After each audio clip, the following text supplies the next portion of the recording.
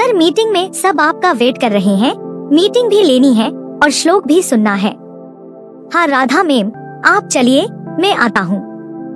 अरे सुनो ना, आज हम बात करेंगे धर्म एडमिनिस्ट्रेशन की। श्लोक 25।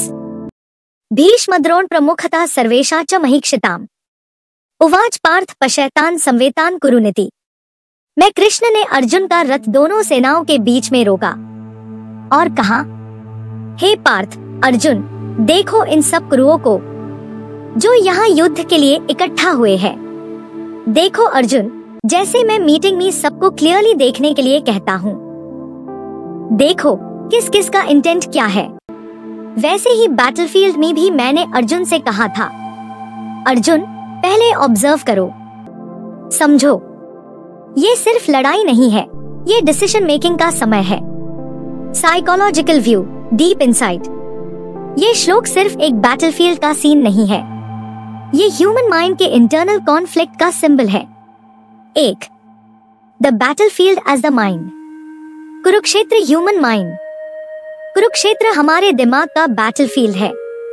पांडव हमारे positive qualities, truth, dharma, clarity.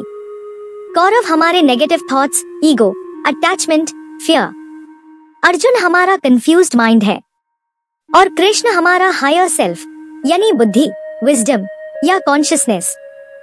जब कृष्ण कहते हैं देखो इन सबको, वो असल में कहते हैं अपने अंदर के सब अटैचमेंट और इमोशंस को देखो जिनसे तुम बंधे हुए हो।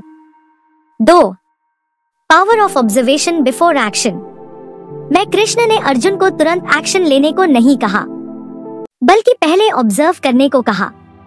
ये एक एग्जीक्यूटिव इंटेलिजेंस का प्रिंसिपल है।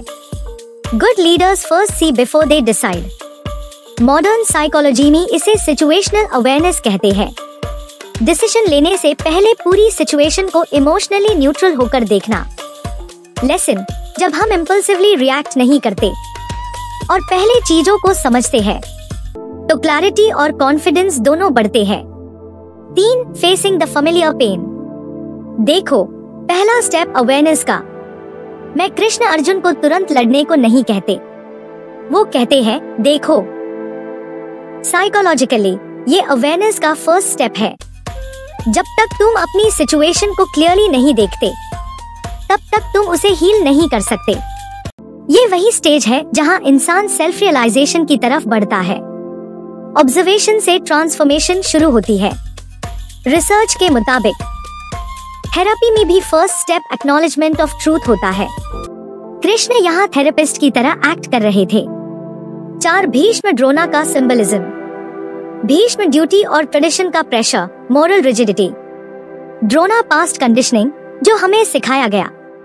अर्जुन दोनों के बीच फंस गया है, जो उसने सीखा है वर्सेस जो उसके दिल को सही लगता है। ये ही कॉग्निटिव डिसोनेंस है, जब दिमाग और दिल अपोजिट डायरेक्शंस में खींचे जाते हैं। 5. Krishna as inner therapist. Krishna यहाँ एक स्पिरिचुअल साइकोलॉजिस्ट की तरह काम करते हैं। वो अर्जुन को फोर्स नहीं करते, वो बस उसकी अवेयरनेस बढ़ाते हैं। देखो, मतलब सिचुएशन को समझो, रिएक्ट मत करो। माइंडफुलनेस थेरेपी भी यही कहती है, पहले ऑब्जर्व करो तब action low. Leadership and emotional intelligence. एक सही लीडर अपने जूनियर्स को कभी प्रेशर नहीं देता, बल्कि सिचुएशन को ऑब्जेक्टिवली देखने के लिए गाइड करता है। Observation plus empathy plus calmness, ideal decision framework. Arjun को रियलिटी दिखाकर कृष्ण ने उसे एक हायर मेंटल स्टेट तक पहुंचाया। यही मेंटल क्लैरिटी ही उसके इमोशनल ब्रेकडाउन को ट्रांसफॉर्म करेगी। Real life psychological lesson. हम सब अपनी लाइफ में कई बार अपने कुरुक्षेत्र में खड़े होते हैं। Career decisions, relationships, inner guilt, fear. मेरा मैसेज सिंपल है, एक्शन से पहले क्लैरिटी लाओ। जब तक तुम अपने इमोशंस को क्लियरली नहीं देखोगे, तुम गलत डिसीजन लेते रहोगे। Deep insight. ये श्लोक टर्निंग पॉइंट है, जब अर्जुन पहली बार अपने अंदर के पेन को देखने लगता है। वो समझता है कि उसके एनिमी सिर्फ सामने नहीं, अंदर भी है, गिल्ट, अटैचमेंट और फियर के रूप में। कृष्ण उसे कहते हैं, अपने अंदर के कुरुक्षेत्र को पहचानो वही असल युद्ध है। Real life reflection. डिसीजन लेने से पहले सिचुएशन को क्लियरली देखो। अपने इमोशंस को एक्सेप्ट करो, सप्रेस मत करो। अवेयरनेस ही विजडम का फर्स्ट स्टेप है। जब लाइफ तुम्हें बैटलफील्ड में खड़ा करती है तो अपने अंदर के कृष्ण को सुनो, वो हमेशा गाइड करेंगे।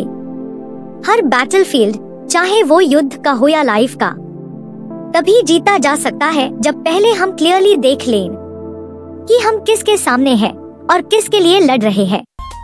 श्लोक 25 हमें सिखाता है कि seeing clearly is the first step to acting wisely. जो पहले ऑब्जर्व करता है वो कभी कंफ्यूज नहीं होता। डिसीजन तभी सही होता है। चलिए मिलते हैं अगले श्लोक में। राधे राधे।